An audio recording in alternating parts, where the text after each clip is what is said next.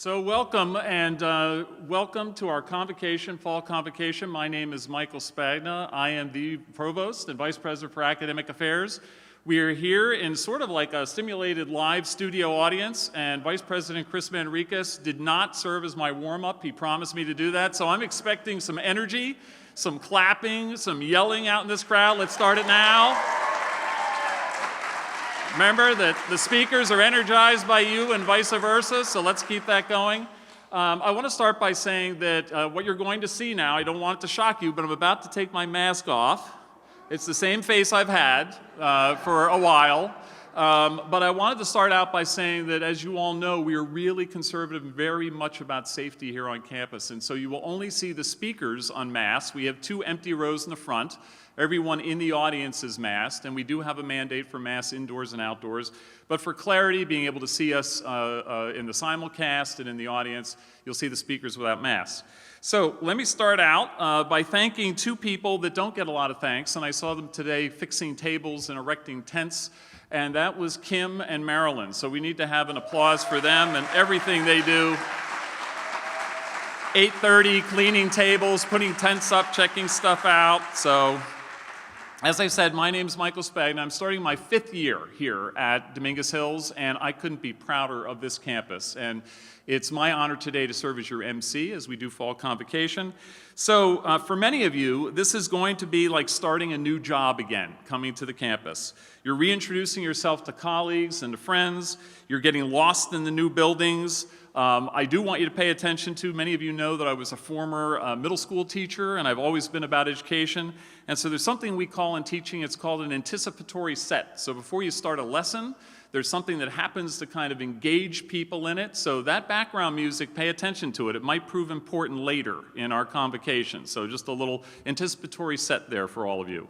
Most importantly, I want you to know that you might be wondering, now that I've taken the mask off, why I look so young over the last 17, 18 months. And I will tell you that I've been subsisting as true Philadelphians. I grew up in Philadelphia. I've been subsisting on a Jersey Mike's diet with cheesesteaks. And if any of you know anything about cheesesteaks, it's important that I get it with the real cheesesteak stuff, which is Velveeta Cheese Whiz, which is the equivalent of melted silly putty. So when you eat enough of that, it kind of embalms you from the inside out. So I have very smooth skin. I'll be immortal over the next 50 years. It's come to my attention that many of you have resorted to wearing a name badge and using that to know your colleagues and reintroduce yourself to colleagues. So I want to make sure that you continue to do that. I'm going to share with you in a moment a little memory technique I used to use in school to remember all the students' names. I think it will help you as you get to meet new colleagues and you get to welcome colleagues you haven't seen in a while. And please excuse me for talking your ears off, because I've been here, as several of us have, for the last 18 months, and quite frankly, I haven't had a lot of people to talk to. So I'm going to be pulling you aside and asking you all kinds of questions about who do you think is going to win in the NFL season. Just forgive me. It's just, it's important for me. So let me start out with some things I've learned over the last 18 months. And these are things that I wish I could unlearn, but I can't. So the first is that I really don't ever want to use the phrases again, unprecedented and pivot. I'm sick of using those, want to get past it. I also have learned that Facebook Live is nothing like a real concert, so I can't wait to actually get to a real concert again. I've learned from several of you that sweatpants can really be pants. And I've seen that from some of our fellow vice presidents as well. And why is it, maybe someone could explain to me, why is everyone into making bread now? And I will tell you, there's only one expert that I know of with bread, and that's Dr. Jim Hill, who was baking his bread way before the pandemic. So if you want some tips, you go to him. It's good to be back with all of you. It's good to see your smiling eyes above the mask.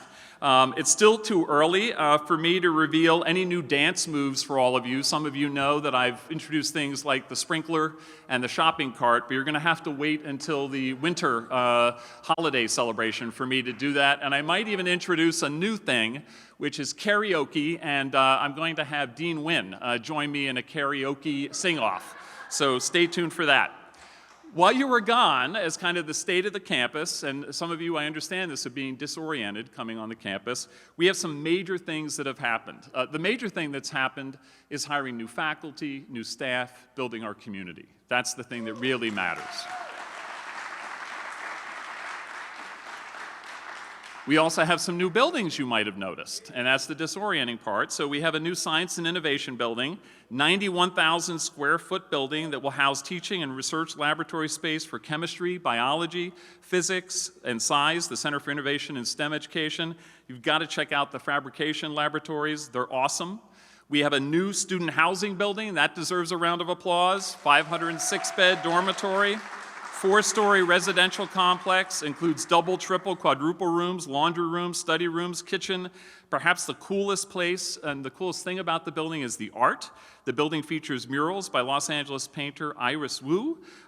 So be sure to check that out, and also check out the Welcome Home Toros that's inlaid in the concrete right in front of the building, welcoming back students into that housing complex. Again, one of the visionary aspects of our president, trying to make us a campus which really is a home for all of us in the Toro Nation.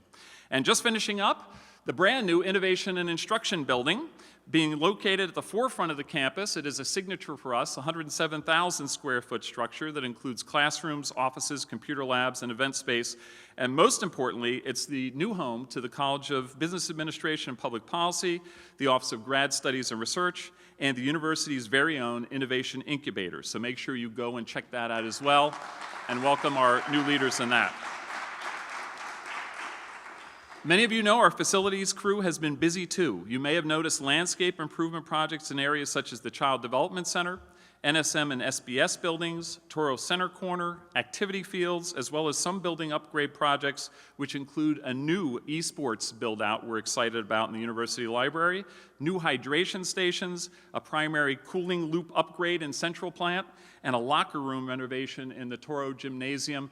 And if you are very lucky, at various afternoons, you will see President Parham walking around on the brand new North Lawn looking for brown patches and then calling me out to water it. And that's how we care about this campus. There are a few things that have been going on while you've been gone, but now that you're back, you also have noticed new faces on campus. And for those of you who are new to our campus as faculty or staff, we want to say welcome. And we want to welcome you to the best CSU in the entire system. And I will tell you, the best university in the United States, right here at Dominguez Hills. I want to encourage you, as I said earlier, to meet as many of your colleagues as possible. So here's where I'm going to give you the tricks that I use as an 8th grade teacher. If you want to remember someone's name, people will be wearing name tags. The first thing you do when you introduce yourself, you say their name out loud. Hi, Richard. How are you? Nice to meet you. Also try and take a distinguishing feature and in your mind's eye, connect that with the person's name. Tall Mike. Oh, that's the tall Mike guy. And then when you say goodbye, say, nice to see you. Have a good day, Richard, and then you have memorized that and it will work. So try it this afternoon. It will help you in terms of building camaraderie. There's nothing worse than being on a campus where you're anonymous. You want to make those connections and have people where you're connected to them. So let me go forward and say to our students, most importantly, welcome back. Whether you are with us in person or online, please know that the Toro Nation is here for you. We want to support you, encourage you, and share in your success. It's all about the students. The students have showed incredible courage during this entire pandemic to invest in themselves, and we want to make sure that that investment pays off. So we are here to support them. Okay, as much as you've heard about, and I won't bore you with more stuff about my Apple TV viewing list, about how I've learned some teaching techniques and motivational techniques from Ted Lasso. If you haven't checked that out, check it out. Unfortunately, our Academic Senate Chair, Curti Selly, Dr. Curti Selly, could not be with us today. However, stepping in for greetings, we have the wonderful Dr. Terry Ayers, who's Senator Ayers, and she serves as a core member of the Senate Executive Team. She is chair of the Faculty Policy Committee, and she is a member of the faculty of the College of Health and Human Services and Nursing, and also serves as a graduate program coordinator and nursing advisor. And I want to share with you that she and her program in nursing during the entire pandemic, they continued to prepare people out in the field really dealing with health disparities. Please give a warm welcome to Senator Terry Ayers.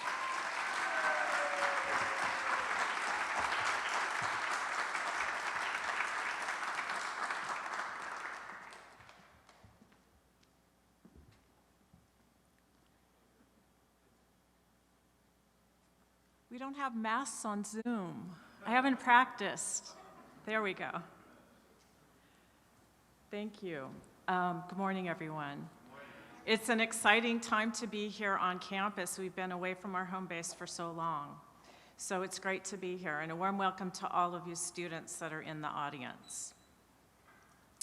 For me personally, this year marks the 30th anniversary of my arrival here at Dominguez Hills. Yeah. I was a transfer student of nursing, and as our saying goes, once a Toro, always a Toro. But this morning I bring you greetings from the Academic Senate. The Senate is composed of members across the university, from executives, administrators, faculty that are elected by their departments, and other representatives for librarians, coaches, counseling, staff, and students. And together we come together and we have a voice, particularly in academic matters here at the university. So as an example, a couple of student-facing policies that were recommended last year included a longer period of time that students could drop classes. Now that was a temporary policy due to the pandemic situation.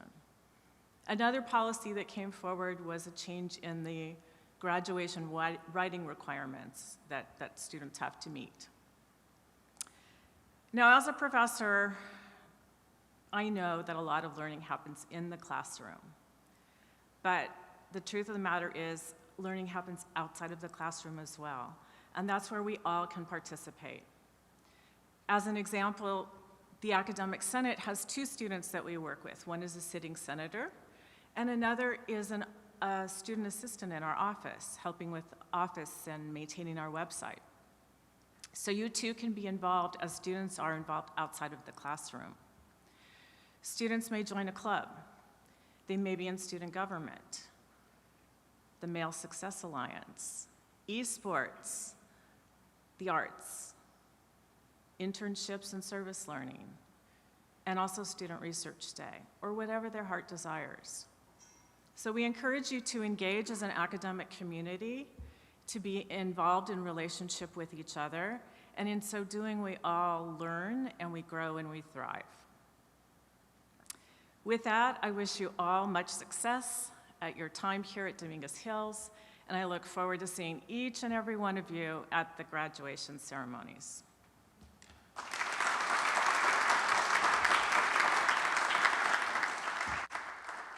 Okay, I talked about audience warm-up. That's not enough applause for Senator Ayers. I mean, we need to have more energy. I mean, we're back after 18 months. I mean, what are you saving it for? I mean, now's the time to use it. This year, we're very excited, and it's my honor to introduce you to your new ASI president, Mr. Jonathan Mancillo Molina. Jonathan joined our Toro family in 2018 as a freshman from Palisades High School, Pali High. He is a senior business finance major, and he's considering grad school and pursuing a degree in mentoring or higher education.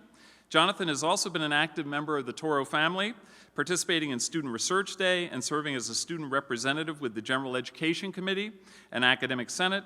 And prior to his election to the ASI Senate and to the ASI presidency, he served as ASI vice president. He is a Toro through and through, and we are so happy to have him with us today. He represents everything that is good and true about being a Toro. It is my honor to welcome Jonathan.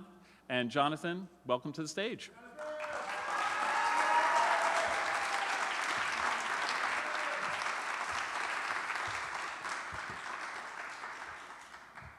Good morning, everyone.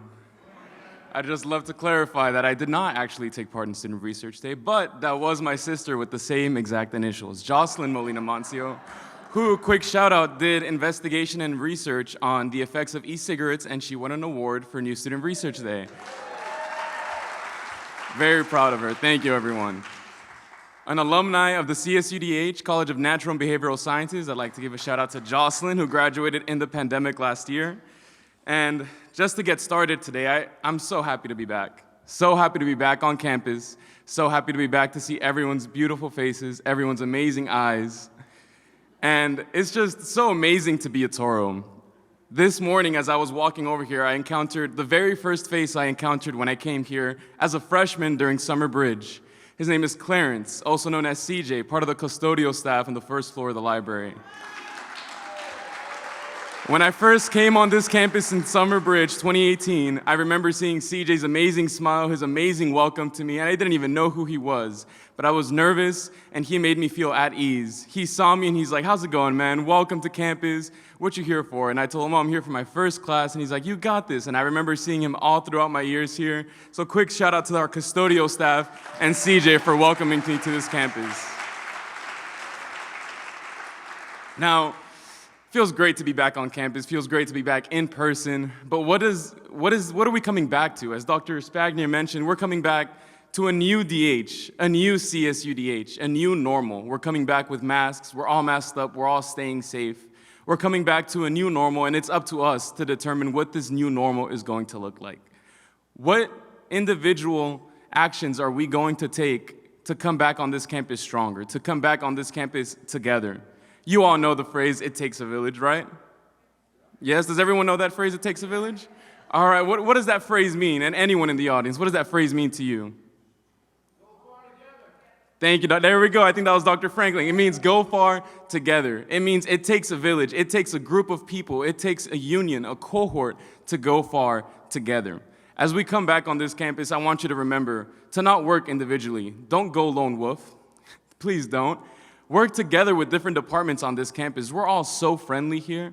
Every single person I've encountered is just smiling all the time, always extremely friendly, and this is what makes the DH community a community.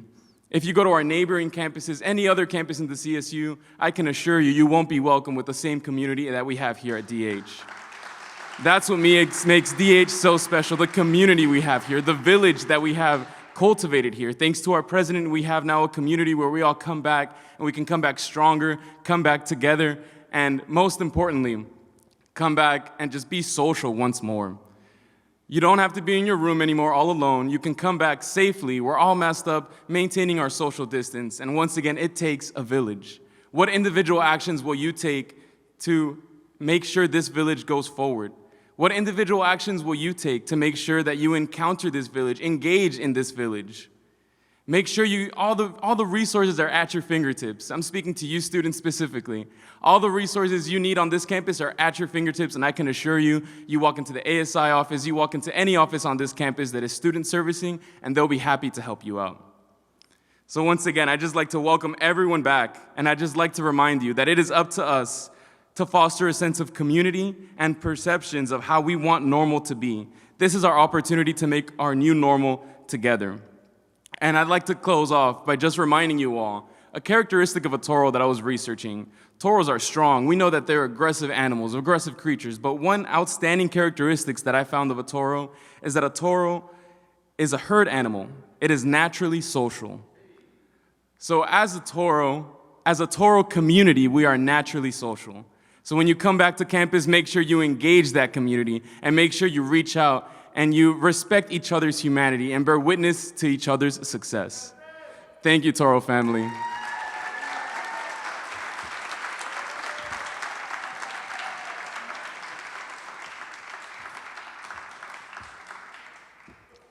Over the last several years, when hope was in short supply, people would often ask me, well, how do you keep hope alive? You keep hope alive in people like Jonathan. It's our students.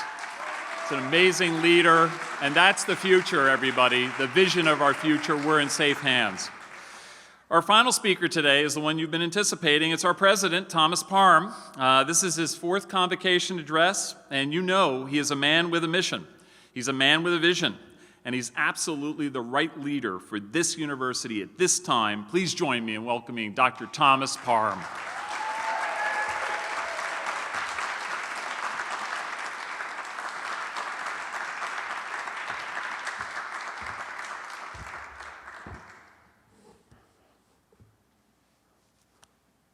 Say good morning. Good morning.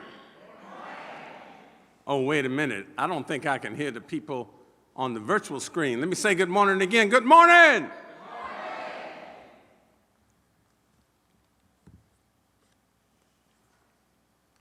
I want to first of all shout out the Academic Senate and say, Ayers, I thank you for filling in today, because the Academic Senate is such an essential part of our shared governance, aura, and culture. and so appreciate you filling in for Dr. Selly, who could not be with us today. I want to give another shout out to Jonathan Molina. You always know you're in good shape when you see the students that we turn out at this campus. Isn't he a tough, just bad boy right there? Oh, I don't think you heard me. I said he's a bad boy, our president. Give it up for Jonathan right there.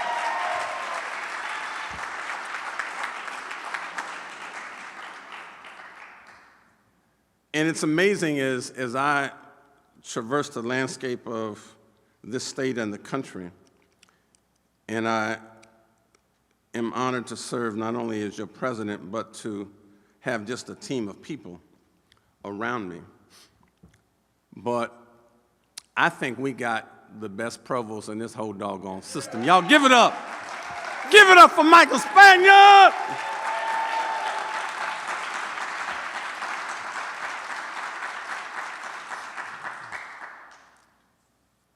Let me also say welcome to all of you in the audience.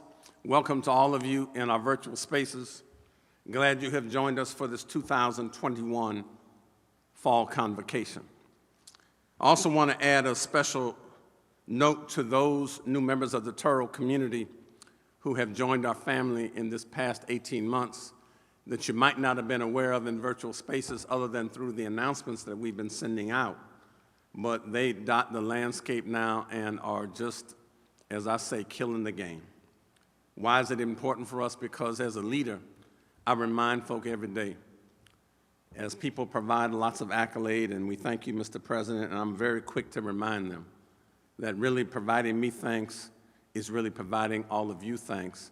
A leader is only as good as the work produced by the people who work with and for them, and I am so blessed to have a team of people around me and all of you who do the hard work every day to make sure that this campus continues to thrive. So this is a tribute to all the new folk who've joined the Turl Nation. Welcome. To all the veteran folk who have returned to keep joining us, to all you out there who are still in the process of getting back, and to say welcome to all of these new students, right? Welcome to the Turl Nation and what it is we have. So celebrate all of you. Now, Horace Mann, the great educator, believed that education is the great equalizer of the conditions of citizens, the balance wheels of the social machinery. And Horace Mann also argued that every addition to true knowledge is an addition to human power.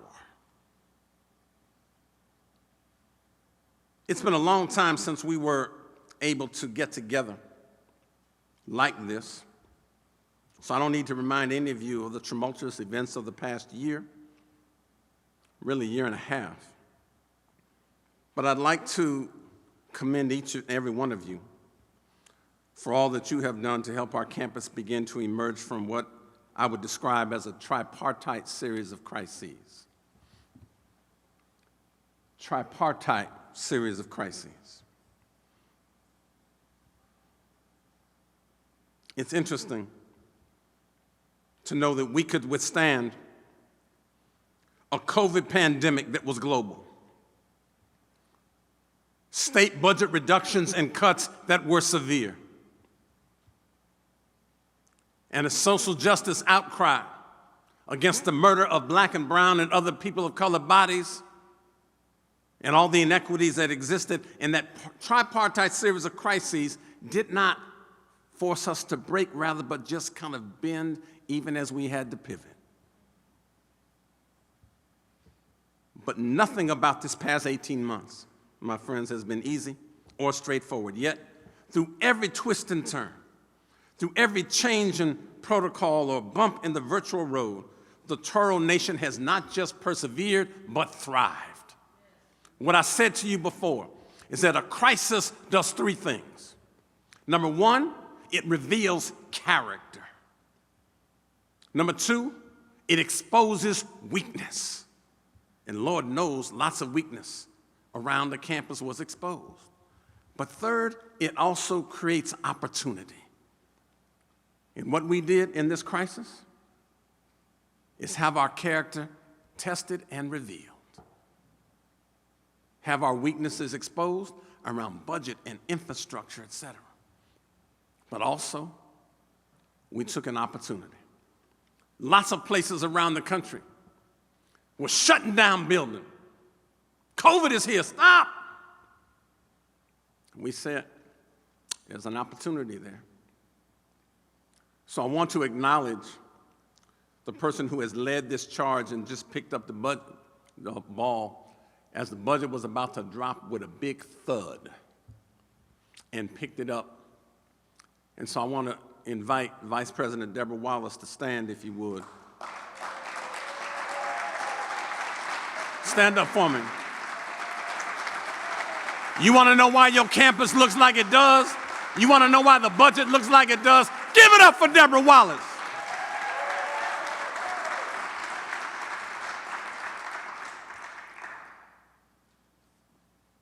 None of this would have been possible without the dedication and resilience of many of you in this room. I saw students in the last administrations step up and say, we're not going quietly to the virtual spaces. We're not going to our corner. We're going to engage each other.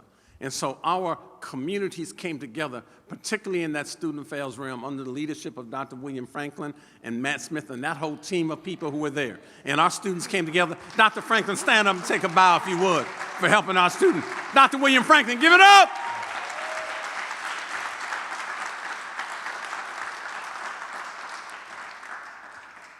We took an opportunity to say, it's interesting how people make just an assumption about life.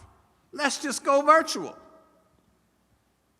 But how do you go virtual when everybody on the campus doesn't even own a computer or a device? Somebody know what I'm talking about this morning.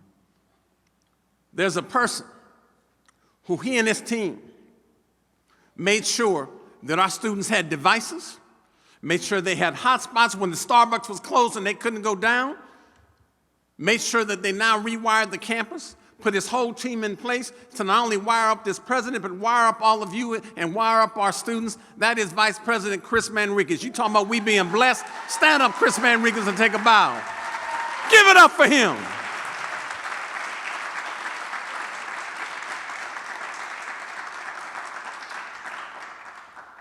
So I want to, beyond those shout-outs, begin my remarks today by calling your attention back to the song that was playing in the beginning of the program, Michael Jackson, Man in the Mirror.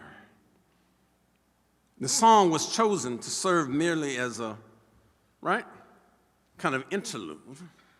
It wasn't just exciting us.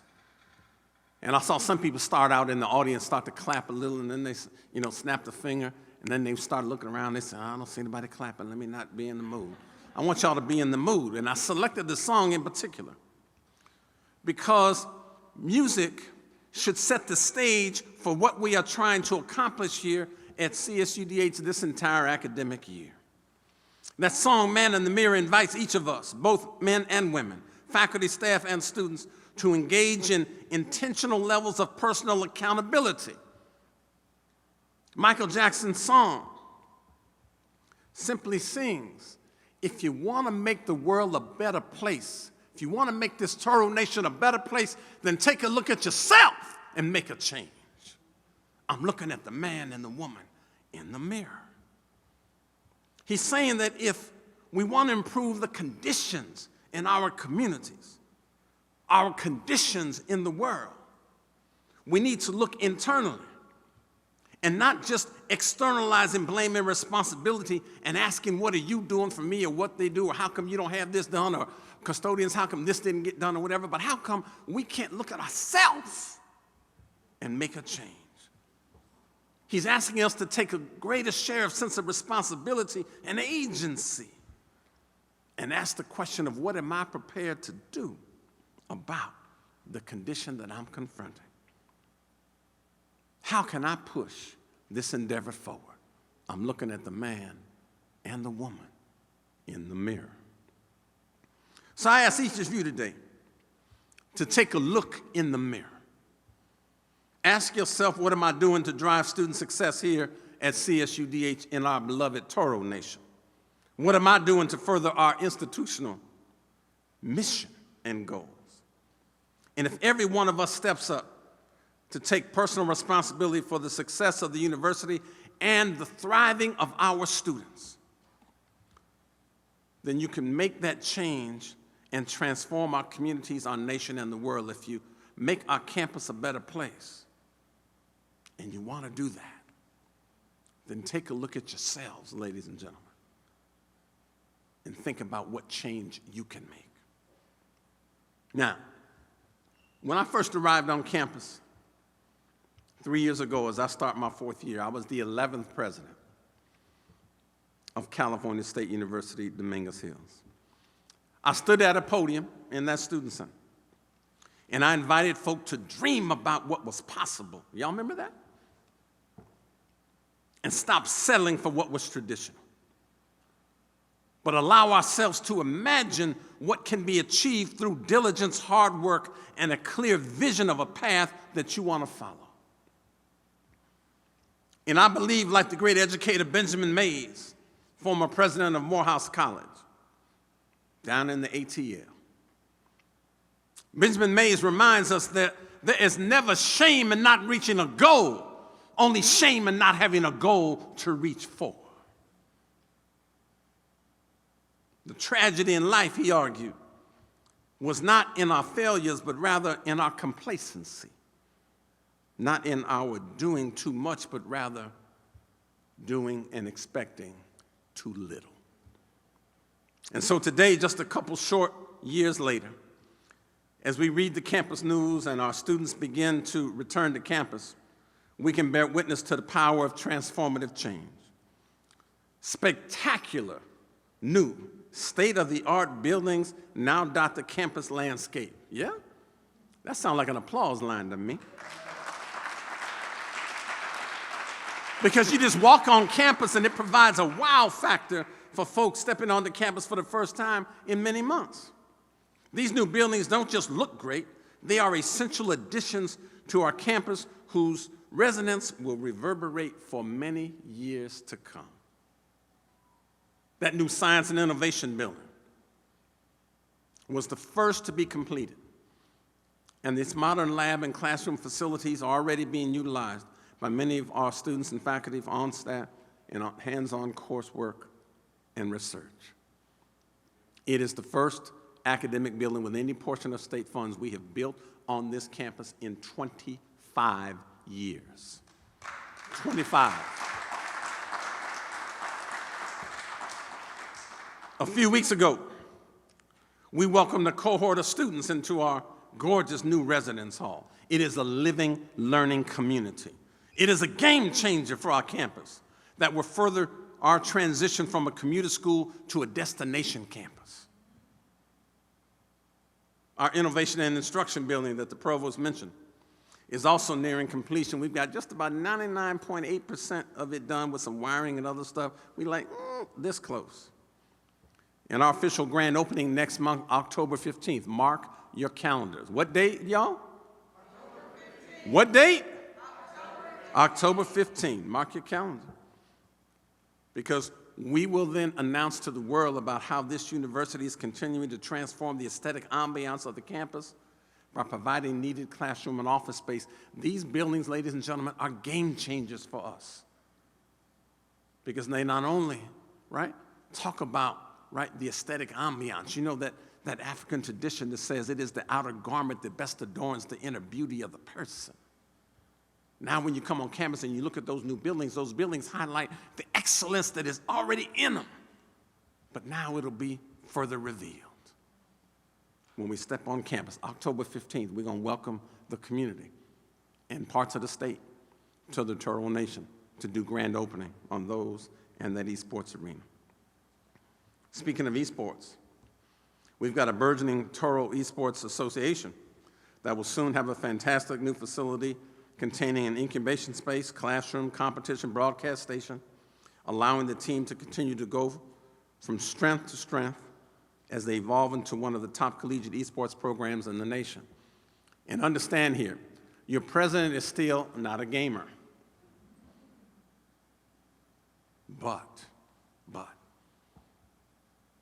Remember, I want to dream about what's possible. What I know is that we have a lot of students that we are blessed to have who struggle with basic math, basic science, and basic writing.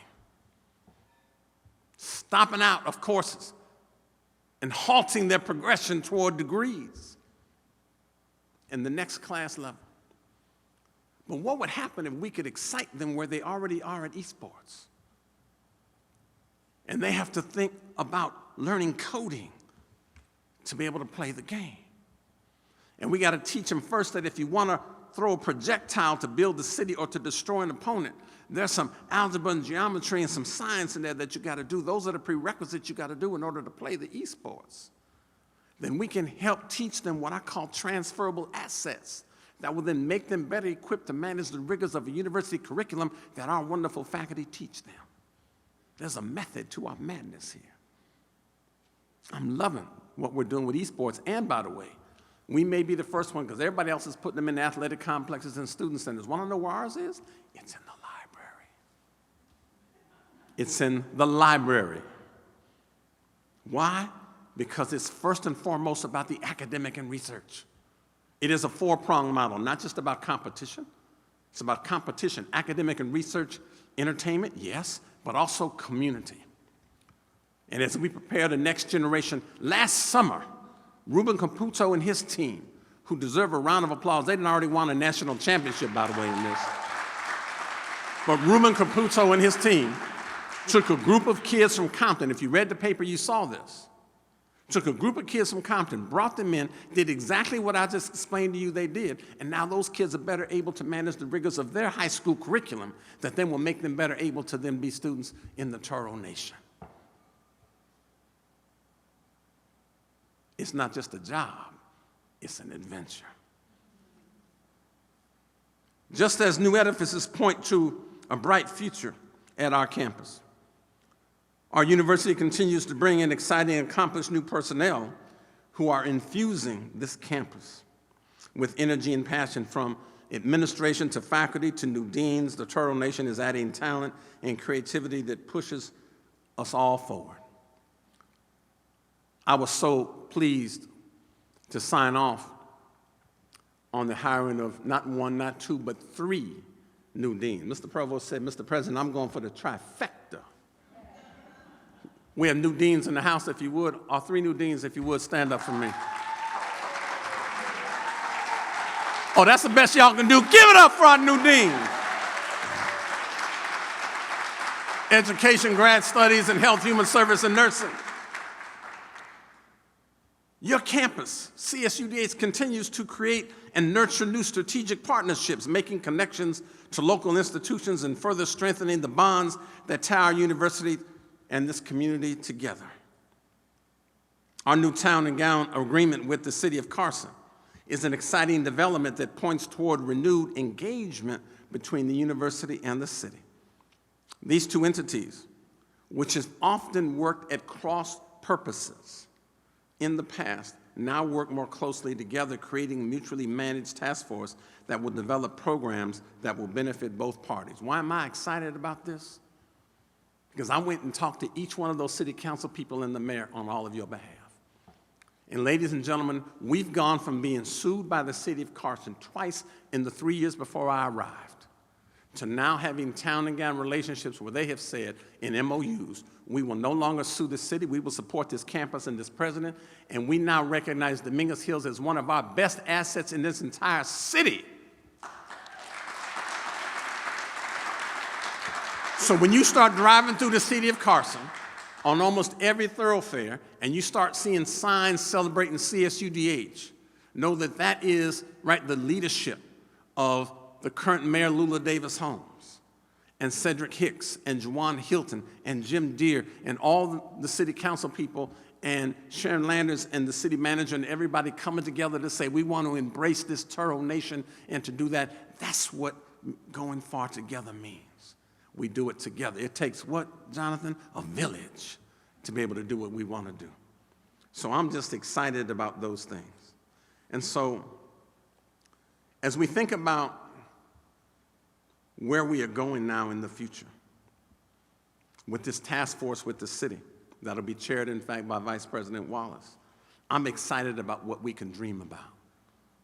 The mayor, in fact, even put into her speech early this year, in case you missed it on Zoom, that during her administration, she hopes that she can broker a third-party deal with this campus so that if we can lease them some land and they can take their bonds, we can build a new performing arts center on campus that would enhance our own instructional and research capability, but also provide the citizens of the city of Carson with a performing arts space instead of having to run down to LA Live all the time or the Cerritos Center. They can go right here to the city of Carson, to the campus of CSUDH. That's what collaboration and cooperation does.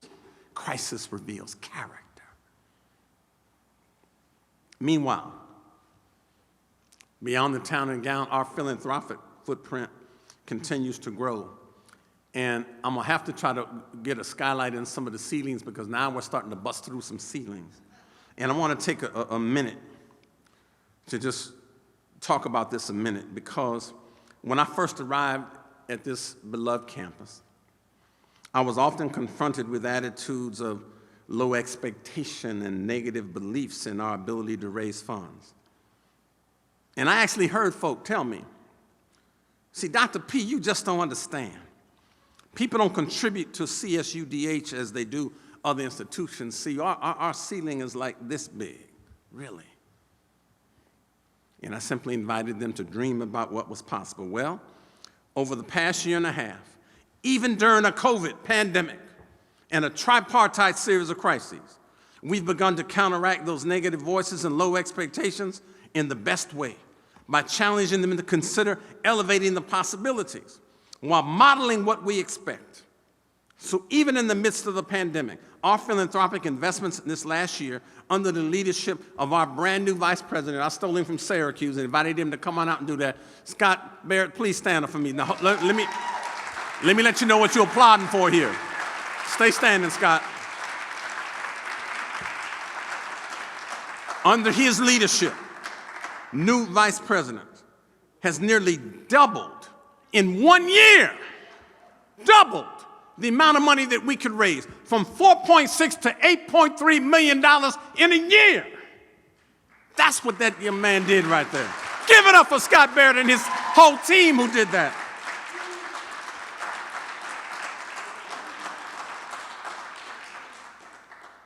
You think we're not on the rise?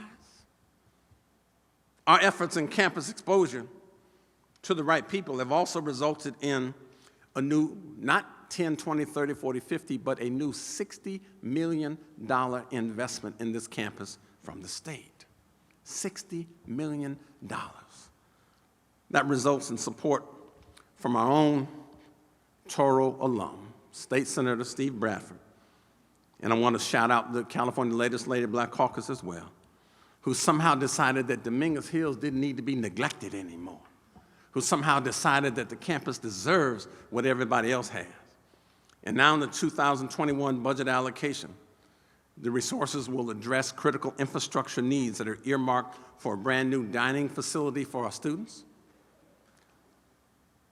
a wellness, health, and recreation center for our students, and a redo of the power grid. We cannot build not one more building, not one little dollhouse, because we are out of power. We have to redo the entire power grid. So, right, we're on our way. Our athletic buildings.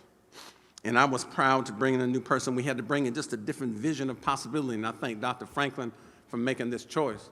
And we were so excited about this sister, we had to both get on the phone and say, let's call her up. HR said, no, that's our job. We went, oh, no. That's our job.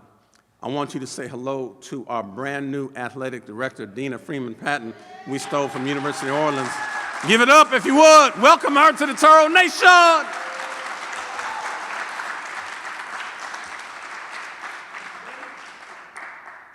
And we want to thank, during this COVID time, Amy Bentley Smith. And I don't know if Amy's in the house because I can't see with all the lights, but Amy carried us in our communications efforts. Give it up for Amy if you would.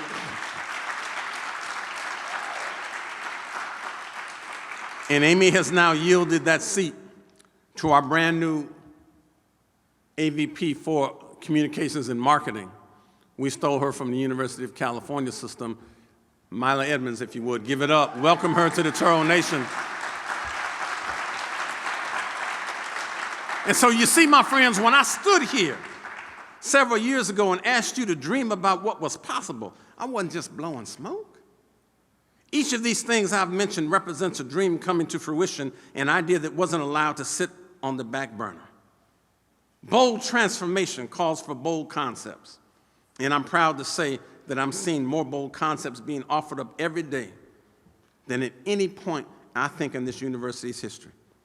And I think an honor, and I want you to give a shout out to him in his absence, former President Willie Hagan, my friend.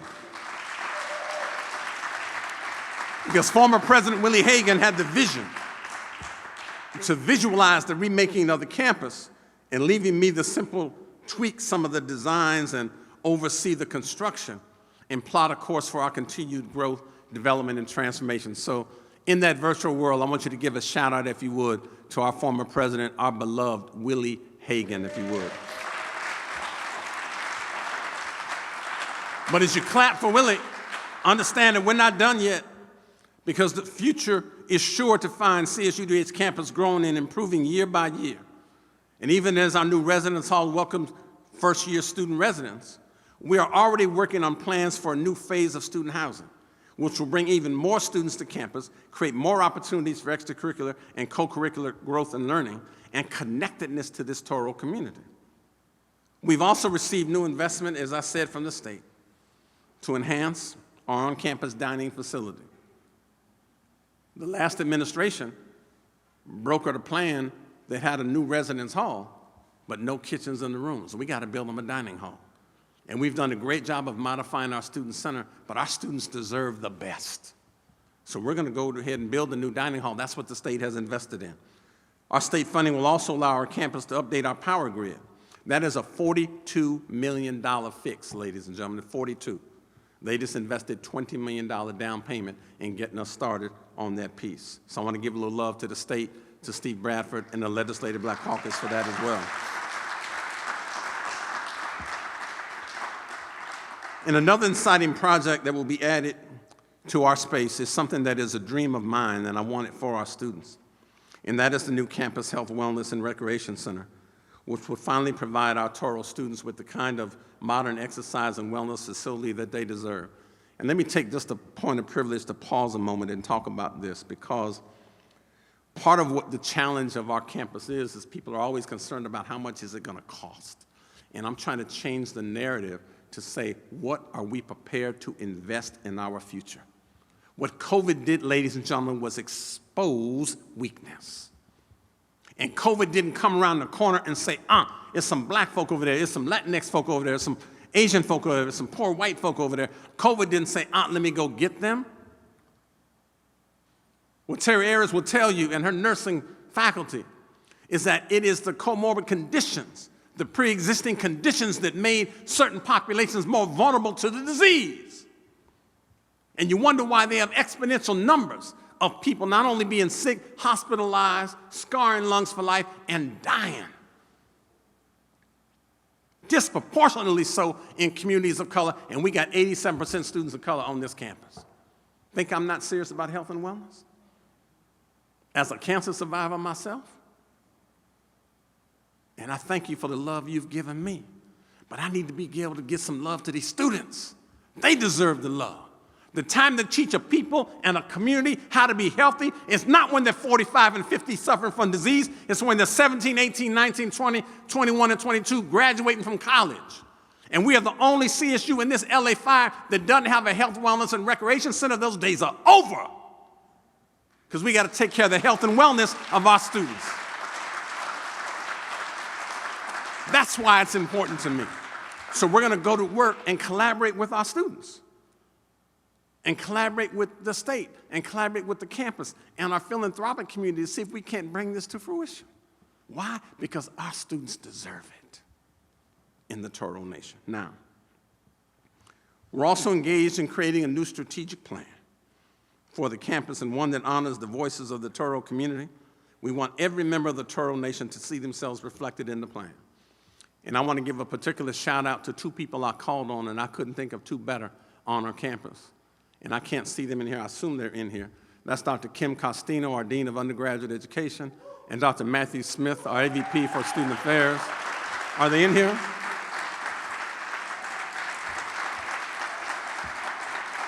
And about 30 members of that team who have decided to share right in that journey, that endeavor of developing a new strategic plan. And if we do it right, as I said, it's gonna, take a while. It's gonna take a good part of a year, which is what it's taking. But we gotta get it right. And this is our blueprint for the whole future, probably for the next 7 to 8, maybe even 10 years. I don't know. I'll let them see. And the one direction I've given them, I've tried to keep my fingers out the Kool-Aid. But I expect us to be not one of the model urban university in this nation. And I've asked them to create a blueprint for that. That sounds like an applause line too. I want to be the model urban university in this nation.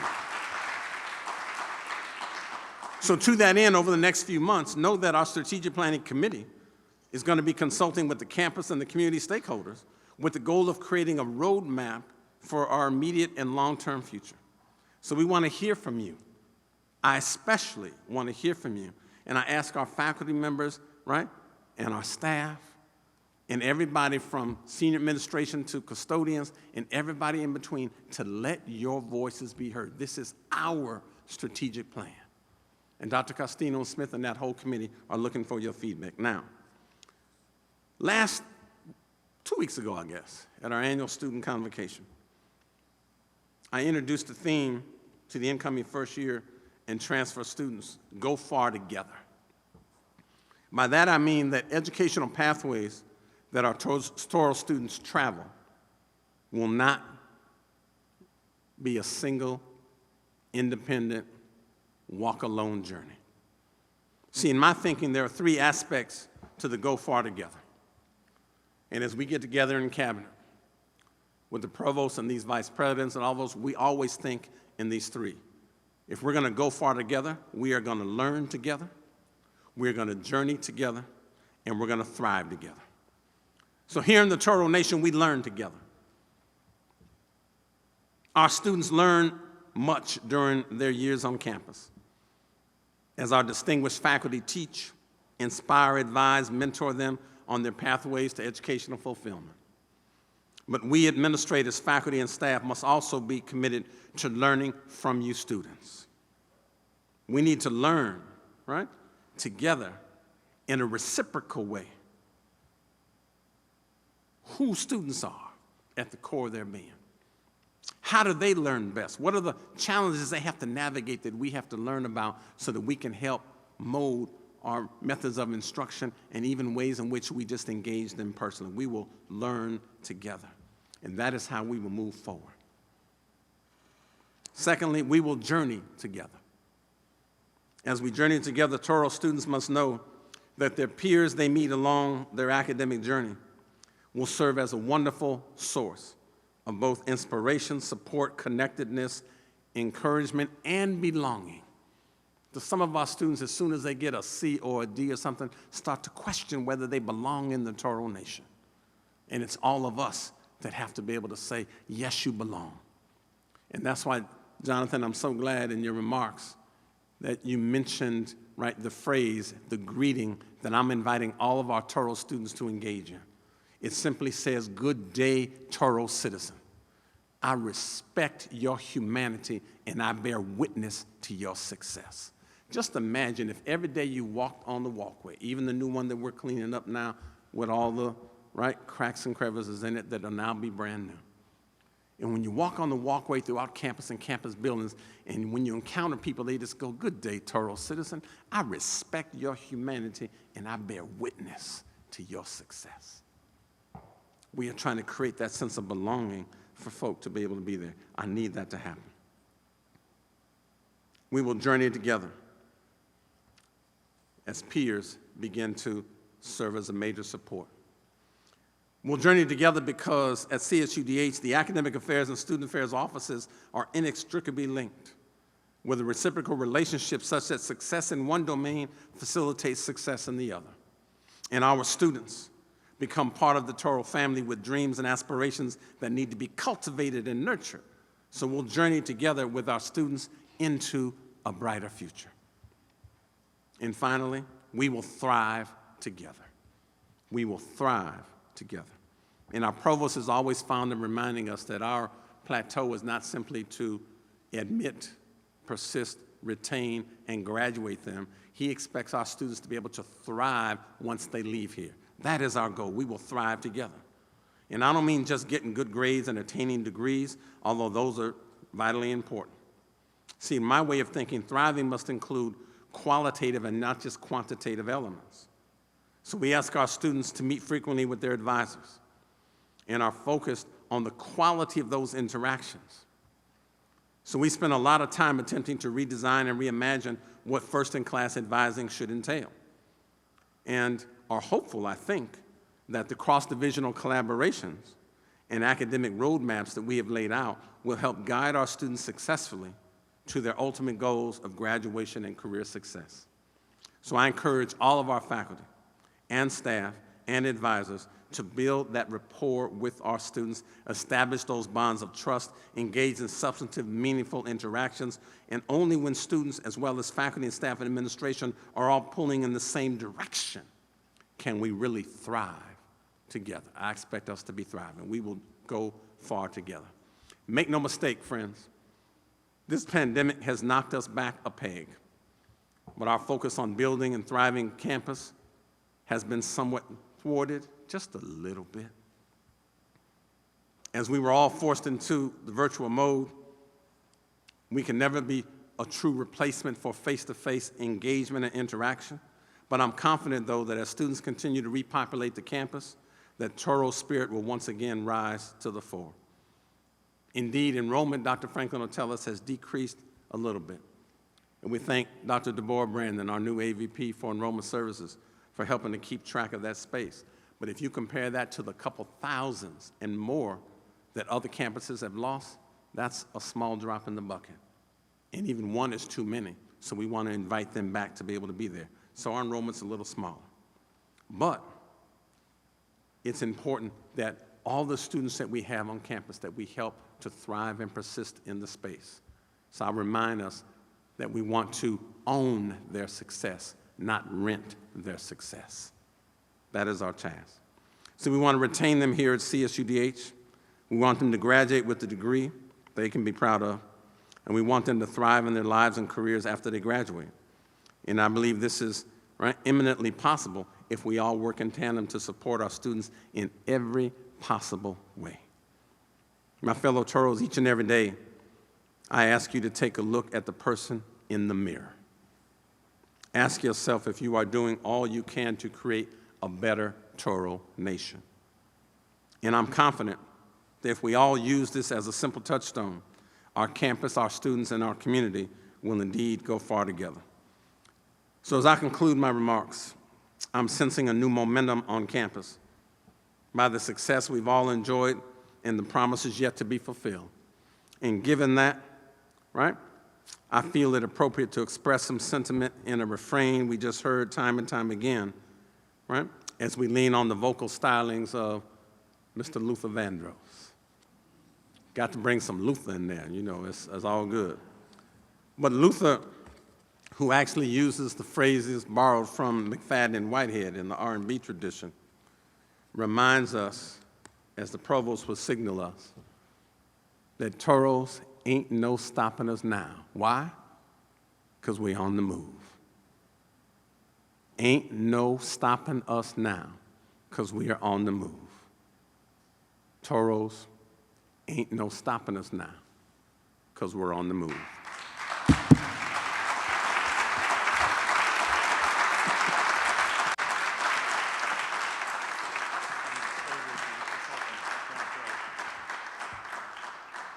So as we bring this to a conclusion, the fall convocation, I want to share with you that over my 30 years in the CSU system, I've worked with 7 presidents, and I knew after meeting Thomas Parham that this was a man on a mission. And as I said at his investiture, and I'll say now, that he's somebody that I really call a charismatic adult. And what I mean by that is a charismatic adult is someone that others draw strength from.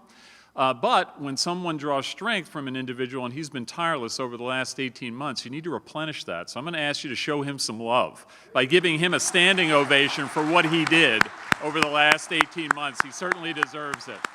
Thank you for your leadership. Thank you for your leadership, President Parham.